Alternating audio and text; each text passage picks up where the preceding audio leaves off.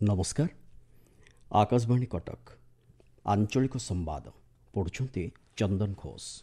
मुख्य संवाद लोकसभा रे ऑपरेशन सिंदूर संपर्कित स्वतंत्र आलोचना जारी। आसंताकाली राज्यसभा रे हेबो आलोचना। लोकमानक असुविधा को सरकार अति गुरुत्वर सह विचार करी समाधान रास्ता पई प्रयास जारी रखिछंती कहिले मुख्यमंत्री। आयुष्मान योजना अधीन रे गत 3 मासरे राज्यर 2.5 लाख ऊर्ध्व लोकंकु मिलिछि चिकित्सा सुविधा। श्रावण शुक्लपक्ष चतुर्थी तिथि रे श्रीमंदिर रे श्रीजीव मानक आज संध्यारे अनुष्ठित हेब खसापड़ा नीति एवं सचेतन और सक्रिय रही हेपाटाइटिस विरुद्ध रे कार्य करिबा एवं एहार श्रृंखल को प्रतिहत करिवार वार्ता नै आज पालन करा जाउछि विश्व हेपाटाइटिस दिवस। लोकसभा रे आज पहलगाम रे होइतिबा आतंकवादी आक्रमण एवं ऑपरेशन सिंदूर अंतर्गत भारतर कार्यानुष्ठान उपरे एक स्वतंत्र आलोचना आरंभ होइछि। प्रतिरक्षा मंत्री राजनाथ सिंह एही प्रसंग रे आलोचना आरंभ करिसेंति। पर्यायक्रमे शासक और विरोधी दलगुड़िक पक्षरु सांसद माने एही प्रसंग रे निज निज प्रतिक्रिया रखिबे। पूर्व कार्यसूची अनुଯାयी आज लोकसभा रे एही प्रसंग रे मध्याह्न 12टारू 16 घंटा धरी आलोचना हेबार थिला। तेबे विभिन्न प्रसंग रे विरोधी दलगुड़िक पक्षरु हट्टगोल कराजिबा जोगु लोकसभा को 3टी पर्याୟରେ अपराह्न 2टा पर्यंत मुलतवी रखा जायथिला। आसंता काली राज्यसभा रे मध्य एही प्रसंग रे 16 घंटा धरी आलोचना कराजिबो बोली संसदीय व्यापार मंत्री किरण रिजिजू कहिसंती। मुख्यमंत्री को जन अभियोग शुणाणी आज भुवनेश्वर यूनिट 2 स्थित कैपिटल नर्सरी निकटରେ अनुष्ठित हो जाइछि। अभियोग शुणाणी कार्यक्रम रे राज्यर विभिन्न अंचल आसीथिबा जनसाधारणक अभियोग को मुख्यमंत्री मोहन चरण माझी शुणिबा सहित त्वरित समाधान पाई निर्देश दैछंती। मुख्यमंत्री सामाजिक गणमाध्यम रे उल्लेख करिसंती जे लोकंक सरकार रे केही जणे मध्य न्याय पाइबारु वंचित न हेबे सेथिपाई सब प्रकार प्रयास करा जाउछि। साधारण जनतांक असुविधा को सरकार अति गुरुत्वर सह विचार करी समाधान पाई सर्वदा तत्पर रहिसंती। एही शुणाणी रे स्वास्थ्य मंत्री मुकेश महालिंग, आईन मंत्री पृथ्वीराज हरिचंदन, मत्स्य और पशु संपद विकास मंत्री गोकुलानंद मल्लिक, उच्च शिक्षा मंत्री सूर्यवंशी सूरज, शिल्प मंत्री संपत चंद्र स्वाई प्रमुख उपस्थित थिले। आयुष्मान योजना अधीन रे 3 मास मध्यरे ओडिशार 2.5 लाख ऊर्ध्व लोकंकु चिकित्सा सुविधा जोगाई दिया जायछि। लोकसभा रे केंद्र स्वास्थ्य राष्ट्रमंत्री आयुष्मान योजना संपर्कित तथ्य प्रदान करिसेंति। गत एप्रिल मास 11 तारिखरु आयुष्मान योजना राज्य में लागू करा जायथिला। जून 30 तारिख सुधा 2,62,091 जन लोकंकु आयुष्मान योजना रे चिकित्सा सुविधा मिलिछि। वर्तमान सुधा राज्यर 3,44,72,237 जन लोक आयुष्मान कार्ड कर सारिलेनि। आयुष्मान हिताधिकारी संख्यार ओडिशा द्वितीय स्थान में रही। उत्तर प्रदेश में सर्वाधिक 4 कोटी ऊर्ध्व लोक आयुष्मान योजना रे सामिल होइछंती। समस्त सरकारी विद्यालय रे निरापत्ता जांच पई केंद्र सरकार सबु राज्य और केंद्रशासित अंचलगुड़ी को निर्देश दैछंती। एने शिक्षा मंत्रालय पक्षरु सबु राज्यर मुख्य सचिवों को चिठी लेखा जाइछि। अग्नि निरापत्ता, जरूरीकालीन प्रस्थान और वैद्युतिक तार आदिर जांच उपरे मंत्रालय गुरुत्व दैछि। कर्मचारी और शिक्षार्थी को जरूरीकालीन प्रस्तुति तालीम सुनिश्चित करने एही चिठी रे कहा जाइछि। उच्च शिक्षा विभागर इंस्टाग्राम अकाउंट आज किछि समय पई हैक होइथिबा जणा पड़िछि। विभागर कार्यकलाप सह संपृक्त नथिबा किछि पोस्ट अपलोड होइथिबा नजर को आस्थिला। विभाग पक्षरु एहाकु तुरंत हटाइबा पई पदक्षेप ग्रहण करा जायथिला। उच्च शिक्षा विभाग पक्षरु ए संपर्क रे विहित पदक्षेप निया जाउछि। भारतीय वायुसेना अग्निवीर वायु नियुक्ति पई अविवाहित भारतीय पुरुष और महिला प्रार्थीଙ୍କ ठारू ऑनलाइन रे पंजीकरण चलिछि। आसंता गुरुवार 31 तारिख पर्यंत पंजीकरण चलिबो। आसंता सेप्टेम्बर मास 25 तारिख दिन नियुक्ति पई परीक्षा अनुष्ठित हेबो। आवेदनकारी प्रार्थी 2005 मसिया जुलाई मास 2 तारिख रु 2009 मसिया जनवरी मास 2 तारिख मध्यरे जन्म होइतिबा आवश्यक। आपण माने आंचलिक संवाद सुनुचंती आकाशवाणी कटक केन्द्ररू। पुरी श्रीमंदिर रे श्री विग्रह मानकर खसापड़ा लगी नीति आज श्रावण शुक्लपक्ष चतुर्थी तिथि रे अनुष्ठित हेबो। द्वितीय भोगमंडप भोग नीति शेष हेबा परे दैतापति सेवक माने गर्भगृह को प्रवेश करी ठाकुरंक खसापड़ा नीति संपन्न करिवे। एही नीति श्रीजीउंक श्रीपैरर सुरक्षा लगी करा जाय थाए। महाप्रभुंक श्रीपैर को धड़ा कपड़ा रे घोड़ाई दिया जाए। एही नीति पई पूर्व दिनरु देउलकरण धड़ा कना धोई सुखाई गारदरे जमा देई थांती। वर्षकु 2 रु 3 थर एही नीति अनुष्ठित होई थाए।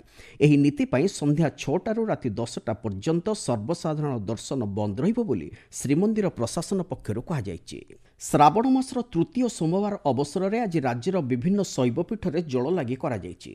भुवनेश्वर लिंगराज मंदिर, पुरीर लोकनाथ କଟକର ଧବଳେଶ୍ୱର ଆଦି ପ୍ରମୁଖ ଶୈବପୀଠରେ କାଉଡ଼ିଆମାନେ ଜଳ ଲାଗି କରିଛନ୍ତି। ଭଦ୍ରକ ଜିଲ୍ଲା ଆରଡିର ବାବା ଆଖଣ୍ଡଳମଣିଙ୍କ ପୀଠରେ ହଜାର ହଜାର ବୋଲବମ୍ ଭକ୍ତ ଜଳାଭିଷେକ କରିଛନ୍ତି। ସେହିପରି ନୟାଗଡ଼ ଜିଲ୍ଲା ଲଡୁବାବାଙ୍କ ପୀଠରେ ଜଳ ଲାଗି କରାଯାଇଛି। ପ୍ରବଳ ଭିଡ଼କୁ ଦୃଷ୍ଟିରେ ରଖି ଜିଲ୍ଲା ପ୍ରଶାସନ ଓ ପୁଲିସ ପକ୍ଷରୁ ବ୍ୟାପକ ସୁରକ୍ଷା ବ୍ୟବସ୍ଥା ଗ୍ରହଣ କରାଯାଇଛି। ସୁବର୍ଣ୍ଣପୁର ଜିଲ୍ଲାରେ ଶତାଧିକ ଶିବ ମନ୍ଦିରରେ ଜଳ ଲାଗି କରାଯାଇଛି। ବାବା ପଶ୍ଚିମ ସୋମନାଥ ଆଜି ବଡ଼ସିଂହାର ବେଶରେ ଭକ୍ତଙ୍କୁ ଦର୍ଶନ ଦେଉଛନ୍ତି। ନବରଙ୍ଗପୁର ଜିଲ୍ଲାର ରାଇଘର ବ୍ଲକରୁ ଉମରକୋଟକୁ ବୋଲବମ୍ ଭକ୍ତମାନେ ଫେରୁଥିବା ବେଳେ ବିଦ୍ୟାଳୟ ଓ ଗଣଶିକ୍ଷା ମନ୍ତ୍ରୀ ସେମାନଙ୍କୁ ଫଳ ଓ ପାନୀୟ ପ୍ରଦାନ କରିଥିଲେ। ଯକୃତ ବା ଲିଭର ରୋଗ ବିଷୟରେ ଲୋକମାନଙ୍କ ମଧ୍ୟରେ ସଚେତନତା ସୃଷ୍ଟି କରିବା ଲାଗି ଆଜି ବିଶ୍ୱ ହେପାଟାଇଟିସ୍ ଦିବସ ପାଳନ କରାଯାଉଛି। 2010 ମସିହାରୁ ଏହି ଦିବସ ପାଳନ କରାଯାଉଛି। ବିଶ୍ୱ ସ୍ୱାସ୍ଥ୍ୟ ସଂଗଠନର ଆକଳନ ଅନୁସାରେ ପୃଥିବୀରେ ପ୍ରତି 30 ସେକେଣ୍ଡରେ ଜଣେ ହେପାଟାଇଟିସ୍ ଆକ୍ରାନ୍ତ ରୋଗୀଙ୍କ ମୃତ୍ୟୁ ହୋଇଥାଏ। 2030 ମସିହା ସୁଦ୍ଧା ହେପାଟାଇଟିସ୍ ଭାଇରସକୁ ଦୂର କରିବା ପାଇଁ ବିଶ୍ୱ ସ୍ୱାସ୍ଥ୍ୟ ସଂଗଠନ ସମସ୍ତ ଦେଶଗୁଡ଼ିକୁ ମିଳିତ ଭାବେ କାର୍ଯ୍ୟ କରିବା ପାଇଁ ଆହ୍ୱାନ ଦେଇଛି। ବିଶ୍ୱ ହେପାଟାଇଟିସ୍ ମେଣ୍ଟର ତଥ୍ୟ ଅନୁସାରେ ମୋଟ ଆକ୍ରାନ୍ତଙ୍କ ମଧ୍ୟରୁ 90% ହେପାଟାଇଟିସ୍ ବି ଓ 80% ହେପାଟାଇଟିସ୍ ସି ଦ୍ୱାରା ସଂକ୍ରମଣ ହେଉଥିଲେ ମଧ୍ୟ ସେମାନେ ଏହି ରୋଗରେ ପୀଡ଼ିତ ହୋଇଥିବା ଜାଣିପାରନ୍ତି ନାହିଁ। ଚଳିତ ବର୍ଷ ହେପାଟାଇଟିସ୍ ଦିବସର ବାର୍ତ୍ତା ହେଉଛି ଆସନ୍ତୁ ସଚେତନ ଓ ସକ୍ରିୟ ରହି ଭାଇରାଲ ହେପାଟାଇଟିସ୍ ବିରୁଦ୍ଧରେ କାର୍ଯ୍ୟ କରିବା ଏବଂ ଏହାର ଶୃଙ୍ଖଳକୁ ପ୍ରତିହତ କରିବା। ଜଣେ ନବଜାତ ଶିଶୁକୁ ଜନ୍ମ ପରବର୍ତ୍ତୀ 24 ଘଣ୍ଟା ମଧ୍ୟରେ ହେପାଟାଇଟିସ୍ ପ୍ରତିଷେଧକ ଟିକା ଦିଆଯିବା ନିତ୍ୟାନ୍ତ ଜରୁରୀ। ଏହି ଟିକା ସବୁ ସରକାରୀ ଡାକ୍ତରଖାନାରେ ବିନା ମୂଲ୍ୟରେ ଉପଲବ୍ଧ ହୋଇପାରୁଛି। ହେପାଟାଇଟିସ୍ ରୋଗ ସମ୍ପର୍କରେ ସଚେତନତା ସୃଷ୍ଟି କରିବାକୁ ସ୍ୱାସ୍ଥ୍ୟମନ୍ତ୍ରୀ ଡକ୍ଟର ମୁକେଶ ମହାଲିଙ୍ଗ ପରାମର୍ଶ ଦେଇଛନ୍ତି। ସାମାଜିକ ଗଣମାଧ୍ୟମରେ ସ୍ୱାସ୍ଥ୍ୟମନ୍ତ୍ରୀ କହିଛନ୍ତି ଭୂତାଣୁ ଜନିତ ଦୁଃସାଧ୍ୟ ରୋଗଠାରୁ ଦୂରେଇ ରହିବା ପାଇଁ ଅଧିକରୁ ଅଧିକ ସଚେତନତା ସୃଷ୍ଟି କରିବାକୁ ଆହ୍ୱାନ ଦେଇଛନ୍ତି। ବିଶ୍ୱ ପ୍ରକୃତି ସଂରକ୍ଷଣ ଦିବସ ମଧ୍ୟ ଆଜି ପାଳନ କରାଯାଉଛି। ପ୍ରାକୃତିକ ପରିବେଶର ସୁରକ୍ଷା ସହିତ ପ୍ରାଣୀମାନଙ୍କ ସଂରକ୍ଷଣ ଲାଗି ଆଜି ଏହି ଦିବସ ପାଳନ କରାଯାଉଛି। ଭବିଷ୍ୟତ ପିଢ଼ିଙ୍କ ପାଇଁ ପରିବେଶ ସଂରକ୍ଷଣ ଆବଶ୍ୟକତାକୁ ଦୃଷ୍ଟିରେ ରଖି ଏକ ସୁସ୍ଥ ପୃଥିବୀ ଗଠନ ଦିଗରେ ସମସ୍ତଙ୍କ ଗୁରୁ ଦାୟିତ୍ୱର ସଚେତନତା ବାର୍ତ୍ତା ନେଇ ପ୍ରକୃତି ସଂରକ୍ଷଣ ଦିବସ ପାଳନ କରାଯାଉଛି। ରାୟଗଡ଼ା ଜିଲ୍ଲା ପଦ୍ମପୁର ବ୍ଲକରେ ଜିଲ୍ଲାପାଳଙ୍କ ଯୁଗ୍ମ ଅଭିଯୋଗ ଶୁଣାଣି ଶିବିର ଅନୁଷ୍ଠିତ ହୋଇଯାଇଛି। ଅତିରିକ୍ତ ଜିଲ୍ଲାପାଳ ନିହାର ରଞ୍ଜନ କୁଅଁଙ୍କ ଅଧ୍ୟକ୍ଷତାରେ ଅନୁଷ୍ଠିତ ଏହି ଶିବିରରେ ଆରକ୍ଷୀ ଅଧୀକ୍ଷକ ସ୍ୱାତି ଏସ୍ କୁମାର ଯୋଗଦେଇ 60ଟି ଅଭିଯୋଗର ଶୁଣାଣି କରିଥିଲେ। ସେଥିମଧ୍ୟରୁ 53ଟି ବ୍ୟକ୍ତିଗତ ଓ 7ଟି ସାମୂହିକ ଅଭିଯୋଗର ଶୁଣାଣି କରାଯାଇଛି। ପଞ୍ଚାୟତରାଜ ବ୍ୟବସ୍ଥାକୁ ସ୍ୱଚ୍ଛଳ କରିବା ପାଇଁ ରାଜ୍ୟ ପଞ୍ଚାୟତ ପୁରସ୍କାର ପ୍ରଦାନ କରାଯିବ ବୋଲି ପଞ୍ଚାୟତରାଜ ମନ୍ତ୍ରୀ ରବି ନାୟକ କହିଛନ୍ତି। ଏହି ପୁରସ୍କାର ପାଇଁ 4 କୋଟି ଟଙ୍କା ଖର୍ଚ୍ଚ କରାଯିବ। ଯେଉଁ ଗ୍ରାମ ପଞ୍ଚାୟତ, ପଞ୍ଚାୟତ ସମିତି ଓ ଜିଲ୍ଲା ପରିଷଦଗୁଡ଼ିକ ରାଜ୍ୟରେ ସୁଶାସନ, ଜୀବିକା ସୁଦୃଢ଼ୀକରଣ ଓ ସାର୍ବଜନୀନ ଉତ୍କୃଷ୍ଟ ସେବା ପ୍ରଦାନ କରିବେ ସେମାନେ ଏହି ରାଜ୍ୟ ପଞ୍ଚାୟତ ପୁରସ୍କାର ପାଇବେ। ଭଦ୍ରକ ଓ ଯାଜପୁରରେ ଆଉ ବନ୍ୟା ସ୍ଥିତି ନାହିଁ ବୋଲି ଜଳସମ୍ପଦ ବିଭାଗ ସର୍ବୋଚ୍ଚ ଯନ୍ତ୍ରୀ ଚନ୍ଦ୍ରଶେଖର ପାଢ଼ୀ ସୂଚନା ଦେଇଛନ୍ତି। ସୁବର୍ଣ୍ଣରେଖା ନଦୀରେ ଜଳସ୍ତର ବର୍ତ୍ତମାନ 9.80 ମିଟର ରହିଛି, ଯାହା ବିପଦ ସଙ୍କେତ ତଳେ ପ୍ରବାହିତ ହେଉଛି।